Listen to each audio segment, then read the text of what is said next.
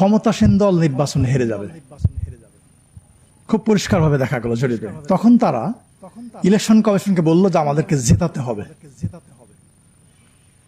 Election commission রাজি হলো না, বললো সরি আমরা এটা পারবো না। তখন সরকার ইলেকশন কমিশনের যে ফান্ডিং অর্থাৎ টাকা পয়সা, বেতন ভাতা, নির্বাচনের খরচ সব বন্ধ করে দিল। ইলেকশন কমিশন কোথায় যাবে? অর্থাৎ এই যে ইঞ্জিনিয়ারিং কথাটা আসছে, এটা মূলত কারা করে?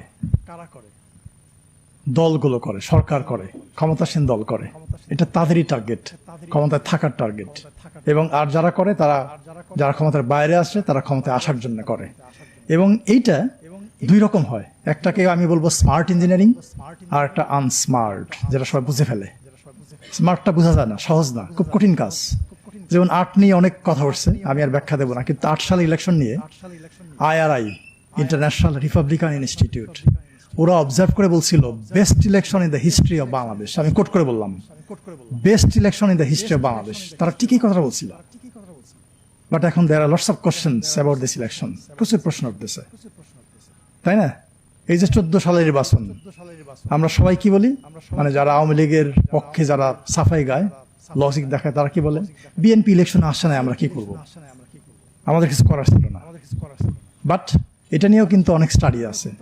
হার্ভার্ড ইউনিভার্সিটি এবং ইউনিভার্সিটি অফ সিডনি, ওদের একটা ইন্ডেক্স আছে, আপনারা যারা স্টুডেন্ট আছেন এখানে একটু সার্চ করে দেখবেন পড়াশোনা করার জন্য।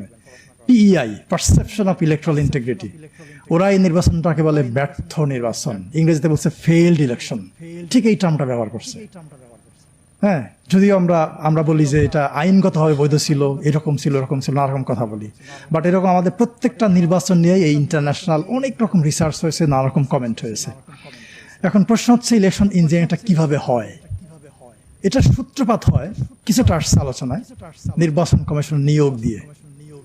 একটা ইলেকশন কমিশনের স্বাধীনতা, কাগজে কলমে যাই থাকুক না কেন, বাস্তব স্বাধীনতা ডিপেন্ড করে আমরা কাদেরকে কমিশনার নিয়োগ দিচ্ছি, তারা কারা, তারা কোন রকম মানুষ। এবং বেশিরভাগ সরকারি এই আমাদের দেশে এই পর্যন্ত চেষ্টা করেছে তাদের প্রতি যারা লয়াল পিপল, যারা বিশ্বস্ত, যারা তাদের কথার বাইরে যাবে না, এরকম লোককে কমিশন নিয়োগ দেওয়ার চেষ্টা করেছে। এটা একদম প্রথম থেকে শুরু হয়েছে এই কালচারটা, এবং এটা বন্ধ হয় নাই। এটা এই কাজে এটা বন্ধ না হলে এই জিনিসটা হবে না। আর দ্বিতীয় যেটা হচ্ছে, এটা আলোচনায় আসছে সীমানা নির্ধারণ, এটাকে আমরা বলি জেরিমেন্ডারিং। জেরিমেন্ডারিং এটা হচ্ছে যে ওই যে ব্যারিস্টার সাহেব একটু বলেছেন, আমাদের নেসার আমিন একটু বলেছেন, যে কোন একটা এলাকাকে ধরেন যে এরা কোন একটা দলে ভোট দেয়, তাদেরকে পারপাসিভলি অন্য একটা এলাকায় নিয়ে যাওয়া, অন্য একটা আসন নিয়ে যাওয়া, যাতে করে ভোটের ফলাফলের মধ্যে এক ধরনের তারতম্য প্রভাব পড়ে।